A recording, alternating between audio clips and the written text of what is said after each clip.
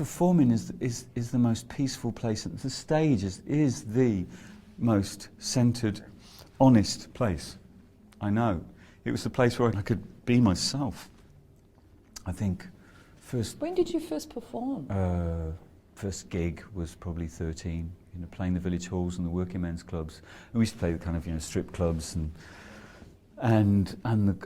any club really up in Birmingham. And every time you played, it turned violent.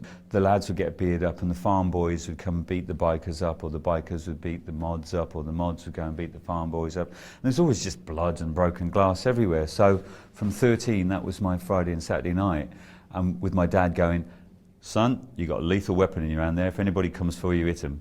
I'd had a guitar since 7, and he was the one that said, if you're going to play guitar properly, you're going to have to get lessons. So he paid for lessons for me, and everything he did was to help move me on. And he would buy records and go, "Have you heard this?" and play music all the time. And it was really a huge part of my musical career, really. You know, being where it is now. If it hadn't been for Dad, I don't know what I would have done, really.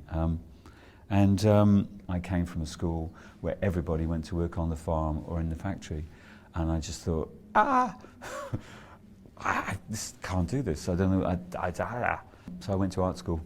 How did that go down? Really badly. You know, my dad worked in the carpet factory. And God love him, he worked his fingers to the bone to get me where I am. Because I was good at art, I was meant to go and design carpets. He made me apply to every carpet factory in town, and there were a lot in those days. They're all car parks now. But, and they all turned me down. Yes! And he said if they all turned me down, then I could go to art school. So I did, and that was it. Strangely, of course, when I went to art school, and I went on to university, I did really well at the uni, and the thought was, you know, you're going to go on to your masters and the Royal College, and that was all set up.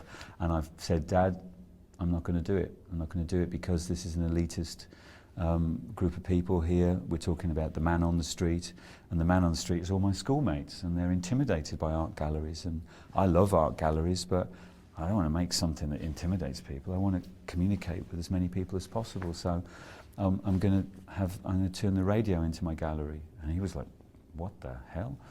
And it really took him a long time to get his head around that one.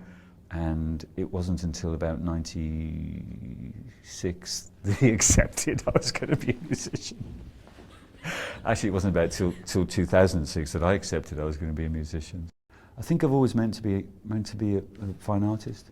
That's really where my heart is. I make art to meet myself, because I don't know who I am. I really don't know who I am, and that's that whole thing of make marks. I take photographs every day. I blog every day. I've been doing that every day for 13 years now. I write books. I make installations, because I need to leave the room and come back in and go, "Oh, that's what you're thinking. I see." Something happens in the leaving and the coming back, where you can be a member of the audience.